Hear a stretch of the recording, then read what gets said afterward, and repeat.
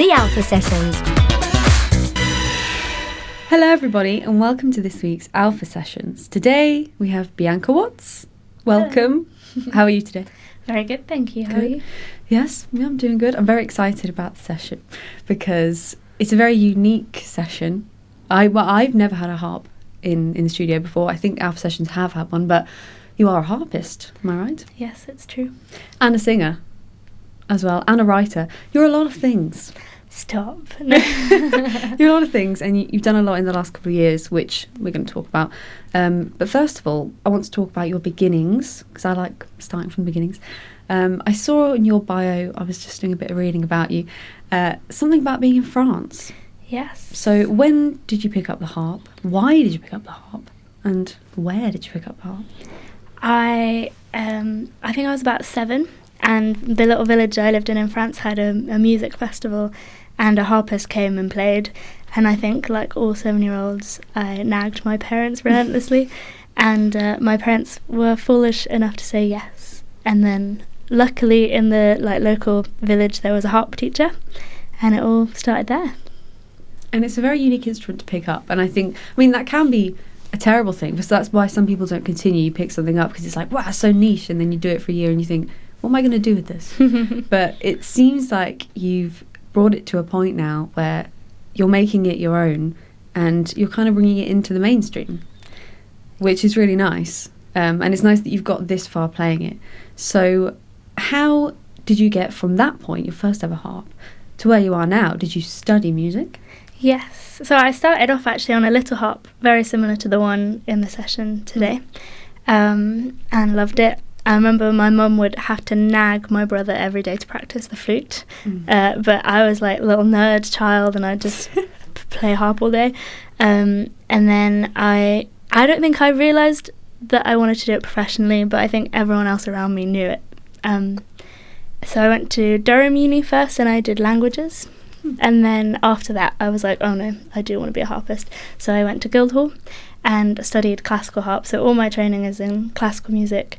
And I kind of realised I wanted to do something a bit different and try and bring it to a wider audience, because with classical music, you kind of reach a very specific demographic. And it's nice to bring the harp to new spaces like here where they've only ever had one harp in before. And why is it that you went into doing harp in a classical way? Was that when you were younger, did you listen to classical music, or was that just because that's the pathway? Yeah, that was the pathway. I think most of the music written for the harp is like pre-19th century. And all written by men as well, because female composers just didn't get much exposure back then. So it's nice now to be able to play like Joni Mitchell and play music written by women. Combine everything into one popular function.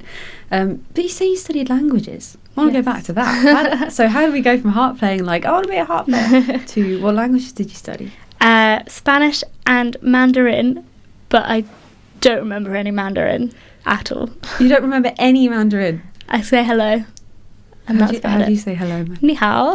There you go. So we're learning something. But what made the gap between the music and the languages? How did that become? I had to do a year abroad as part of my degree, and I wrote to some harp schools in Spain on a whim, and one school, the Royal Conservatoire Madrid, said yes.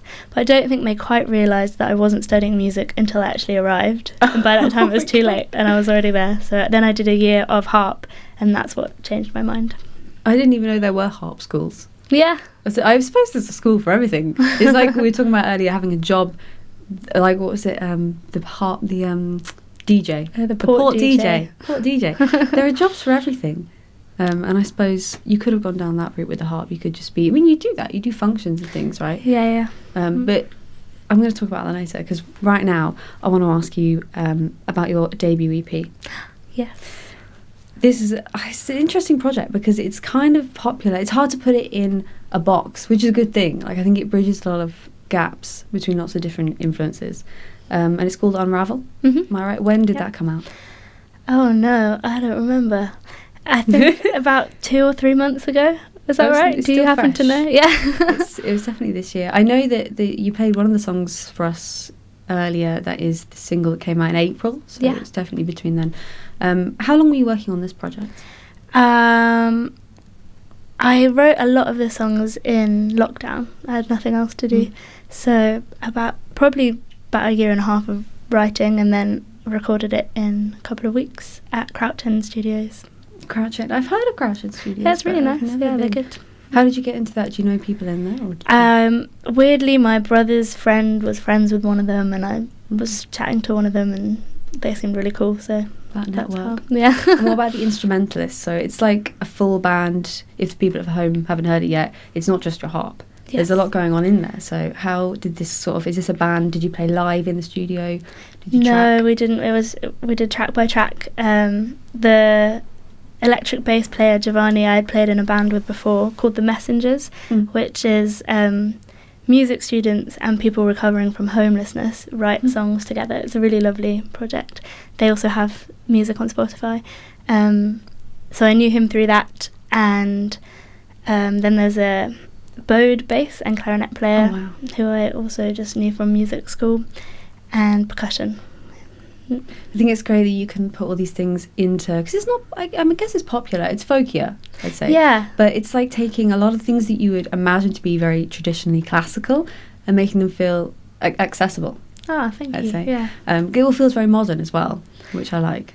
But the first song you played for us today wasn't from that EP. No. It was a cover. I love Joni Mitchell so much. No, this is great, because I love Joni Mitchell. I did a study of Joni Mitchell once when I was at university, a lot of her work. So I want to talk to you about your love for Joni. It's borderline obsession at this point. I think it regularly is. When I meet Joni fans, it's always either like, I know a few of her songs, or it's obsession. Yeah. But there's nothing wrong with that. What made you choose River, though, as your cover? Well, it's always one that I realise I can't really play until it's vaguely Christmas time, and I thought, it's nearly November. Is it now acceptable for me to play River? I didn't even know it was that close.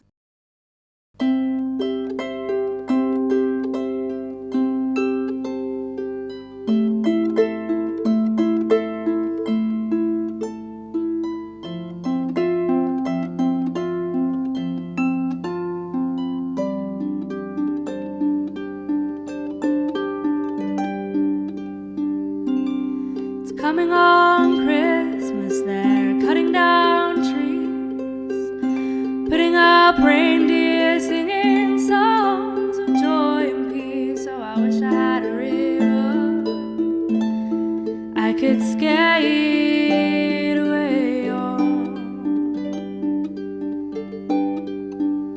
but it don't snow here, it stays pretty green. Gonna make a lot of money and I'll leave crazy sea. Oh, I wish I had a river I could skate away on. Oh, I wish I had a river so long I would teach my feet to fly.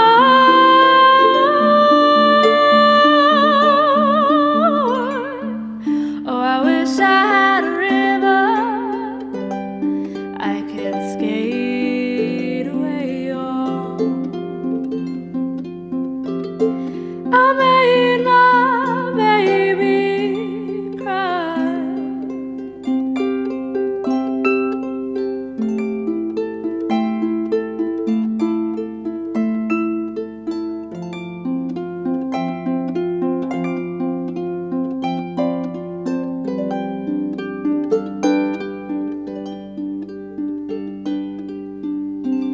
Tried hard to help me, no, he put me at ease. Loved me so naughty, made me weak at the knees. Oh, I wish I had a river I could skate away on.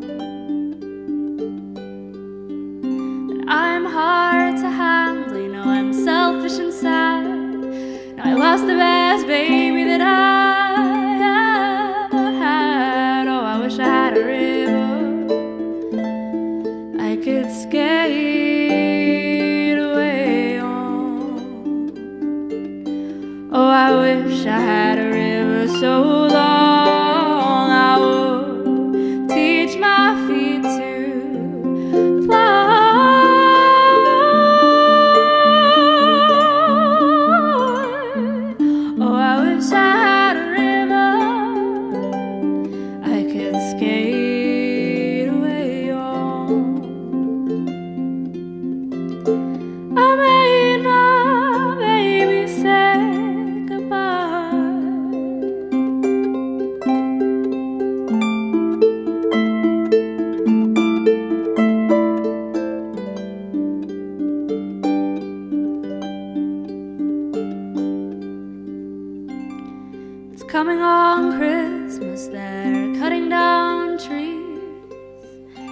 putting up reindeer singing songs of joy and peace. So I wish I had a river I could skate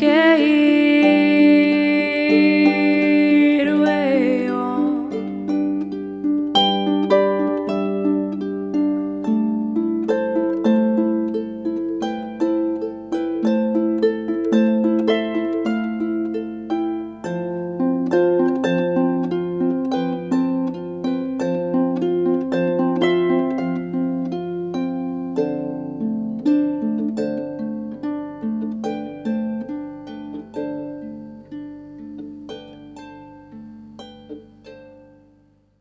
The Alpha Sessions. That was beautiful. And I think it suits the harp very well. Yeah, thank you. So that was your cover choice, and the rest of the songs you played, the folk song was a cover as well, right? Yeah, it's like a traditional folk song. Are these all things you play when you do function gigs?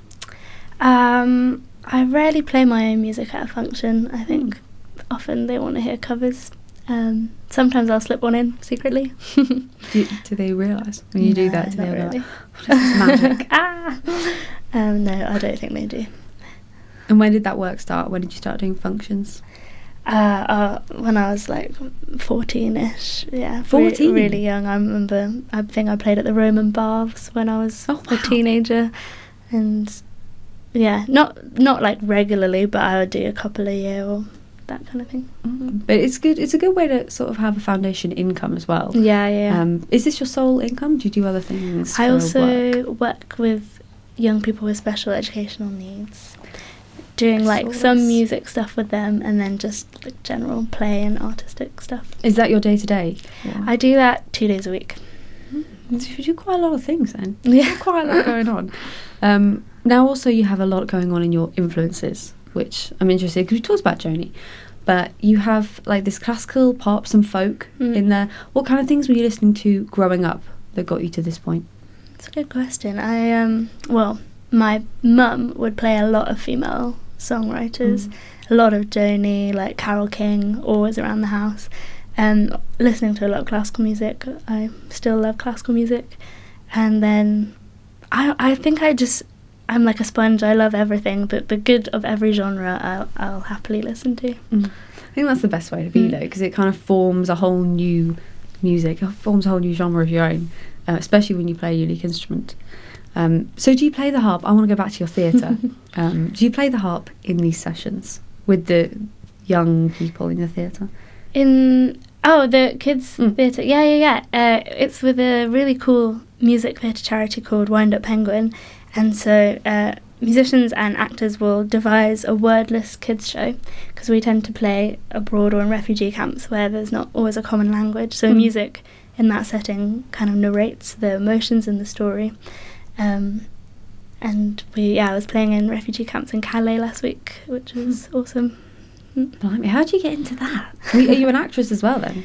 No, Naturally. I mean, I pretend, but definitely not. I guess that's what acting kind of is, Yeah. isn't it? But how do you get into something like that? It was the charity was founded at Guildhall where I studied, so by a friend of mine, and now I help run it with her.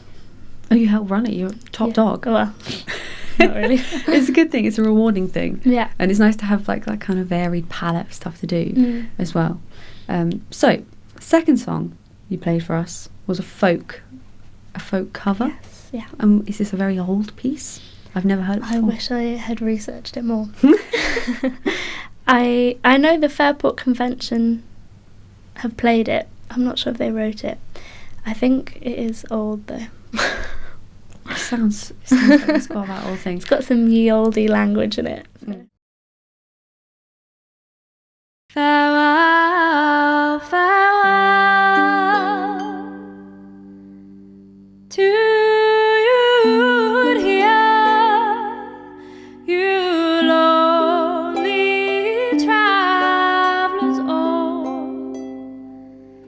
The cold north wind does blow again, and the winding road does call, and you now came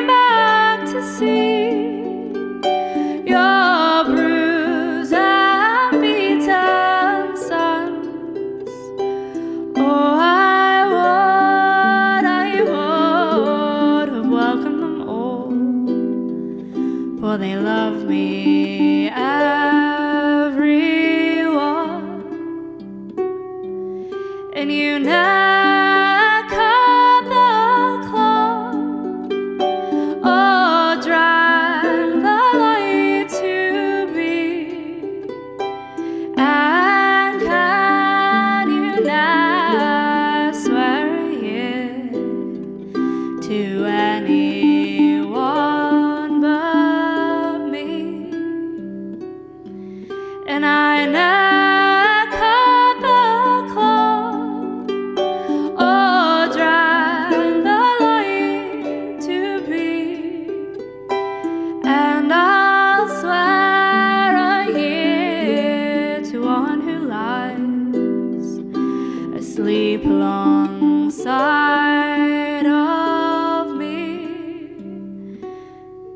Farewell, farewell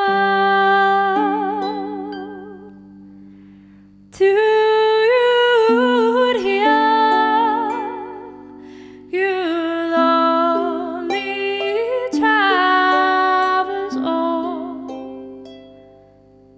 The cold north wind does blow again, and the winding road does call.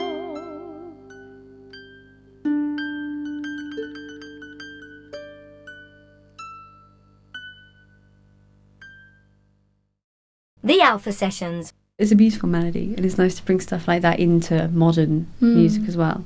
I've just remembered we also spoke briefly earlier about playing in hospitals, which is something I'd like to touch on. So you do functions, you do the theatre, and now how did this come about? Is this just another part of your function work, or is this something you do specially? I started doing it when I was studying as like part of an extra bit of the course, and then I carried on doing it afterwards. It was called the Hospital Project, and a group of musicians would go into geriatric wards and then play music with the patients. It was really cool. But unfortunately, since COVID, I don't think it's started up again. Oh, not at all? I don't think so, no. You need to bring it back. I know, Avenge. yeah. As soon as we're allowed in, we'll flood the hospital with music. So do you do that with a band, or do you do that solo? It was normally 3 musicians, but like random 3 musicians. We wouldn't practice really beforehand. We'd have like chord sheets on the day. Do you work like that a lot, or do you like going out and doing your own gigs? I love everything. It's so nice to have a mixed palette, as you say. So do you have musicians that you work with all the time, regularly, or do you just sort of like meet people, play along? Bit of both. I have one flute player and singer who I work with a lot at the moment called Katie, and we're in a band called Wroe. We actually do a version of that folk song with flute and harmonies, and it's really nice. Oh, they're singers as well? Yes, yeah. Oh, see, that's so nice. Actually, I did see you play... Is this the same person you played a gig with Trafalgar Square? Yeah. I love it. St. Martin in the Fields. Yeah. Such a nice setting. Yeah. And it's rare to see that kind of music in that setting, because I've been there quite a few times, and I mean, the Alpha Sessions team like to frequent that little area. But there are a lot of singer-songwriters and guitarists and singers, which is great. But it's nice to see something like that, and I imagine it fitted in quite well. Yeah, it was nice. I like to like pepper a like more pop set with the odd classical piece. Just why not? You get people up, don't Yeah. you? So I guess you get used to that though when you're doing weddings or functions, and you know what they want to hear. I did actually scroll through your set list of things that's possible when people book you. Oh, no. And it is crazy. Like, it goes from pieces that obviously I've never heard of, because I studied a little bit classical, but not really, to like Ed Sheeran. Yeah. Stuff like that. Normally they're ones I've learnt because a bride has asked me if they can walk down the aisle to some Ed Sheeran. That's classic. I mean, it sounds nice on a harp, I imagine. Yeah. Having that kind of thing. They're nice. Do you have a go-to piece that's your favourite when you do gigs? That's a good question. There's a classical piece called Ground by William Croft that's just, it's baroque, but it sounds like it could be contemporary, and it's so peaceful. I like to start with that one just because it makes me feel really relaxed, and I think it's nice. Do you ever get people trying to awkwardly sing along just to the pop songs? Yeah, I love it. I'm all You love for that? it, yeah. Oh, I think I get angry. I'm playing my harp and there's people trying to sing at me. But what's the best gig of all time you think you've done? Ooh. I think think it would be with the kids theatre company. We did a performance in a prison in Mexico, which was What? really rogue. Now, come on. And so much fun. How does that happen? I was running that particular project, and I just emailed any charity I could find. Some guy from the internet was like, "Yep, we'll take you into a prison." And you went willingly? Yeah, I was not sure how safe this is, but cool. It was a women's prison, but they had loads of kids under 5, I think, that were living there as well. So we had all the inmates and all their children in the room. And it was amazing. And we got them all dancing by the end. And even we got like the prison guards and stuff dancing. It was pretty cool. Wow. Very special. That's probably the most unique story I've heard on this show. I love that. And you get to go to Mexico as well. Yeah. So that's a good time. Good time. You must travel a lot with this theatre group doing stuff. It's a nice part of the job, I suppose. What's the best place you've ever been? We went to India, which is the most different place I've ever been. Like, the colours, the smells, it's a real different land. Yeah. You get around. Now, I also saw you did an EP launch. Yes. Which I love it because I've never done something like this, but it's a very common thing to do. And where was that? Hampstead Jazz club. You've played a lot of jazz clubs. Yeah. A lot of gigs like Ronnie Scott's upstairs, but I wouldn't say I'm playing jazz really, but it nice fits venues. in there. Nice venues. How did that come about? Did you organise that all yourself? Did you work with a team of people? No, I organised it all myself. It was really stressful. Don't give that away. Just be like, To be honest, I was not nervous about playing the music, just so stressed about the logistics coming together, because it's not my natural state. I'm not a natural organizer of things. No, but it looked like it went well. Yeah, it was great. It was good lovely. audience in there. So that's the live side of things, which you seem quite active in. And I suppose with classical, you do get used to just playing live quite a lot. But I also want to talk about how you released your EP that we touched on a bit earlier. So you did that all yourself as well. And what about the image? Because I love the way I encourage everyone to go look at it. There's the photography that goes with all your singles and the EP. Are these just friends, people that you meet along the way? It was my cousin who, nice. Yeah, it's so great having those family connections.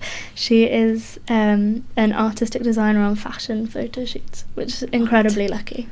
And I scrolled through Pinterest with her for ages and found cool images, which she helped me reproduce. Yeah, she's brilliant. What's with the roly-poly? Yeah, I don't know. I just thought it was just on a whim. I just thought it looked fun. It does look fun. And the canvases were all nice. There's just a nice sort of like fluency with the whole project. I feel the way it looks and the way it feels. Did you ever make a music video for anything yet? Or is that something still on the cards? I mean, yeah, I'd love to. If I had the budget for it, I'd love to do a music video. That's a good point. With your photography, like, is it a studio setting? It was, yeah. Did you? I guess you didn't have to budget if you know people. Yeah, I did have to budget, but definitely mates rates. That's what we like. And as for current projects and the future, what are you working on? I mean, your EP only just came out, but some people sort of have things in the back and under the. I'm doing a lot now with my flute player. We're writing a lot of songs together. And we've built up a little bank now, so I imagine at some point we'll be looking to record something. It's very mysterious. Very mysterious. Now, the final song is one of your own. Yes. And it's called Come Away. So I'd like to talk about how that song came about and what it kind of means to you. Do you write from a personal place?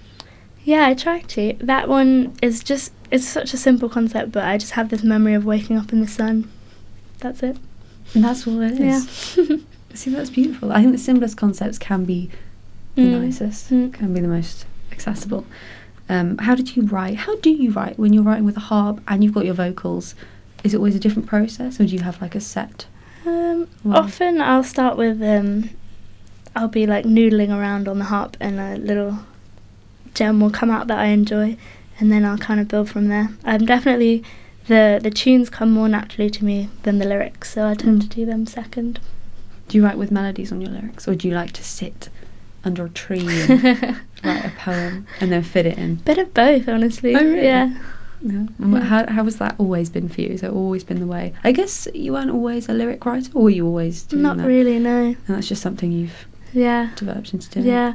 I started using like poems and stuff, or with folk music you can kind of find ballads and arrange them yourself.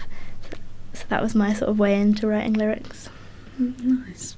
Well, I look forward to what you have coming out next. Thank you. Where can people find you if they On want to? Instagram, Bianca_harpist, or my website, if you Google Bianca Watts harpist, it should come up. Well, thank you for coming in. Thank you very much.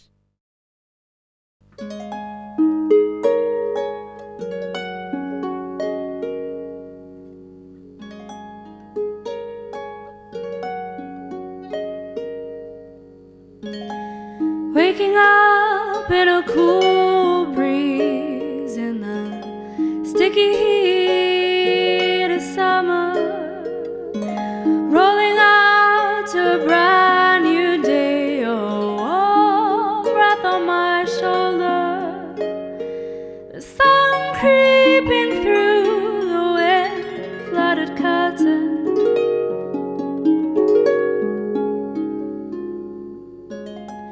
Breathing in the laundry and grass with nothing to keep or do.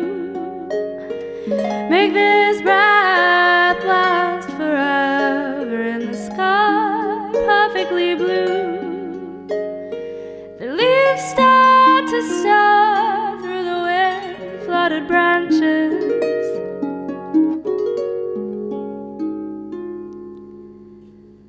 Come away down, come away down to this paradise. Come away down, come away down to this.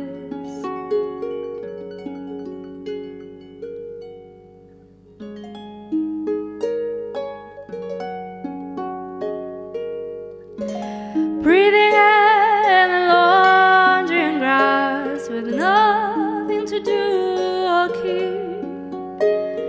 Make this breath last forever, still half asleep. The leaves start to stir through the wind-flooded branches.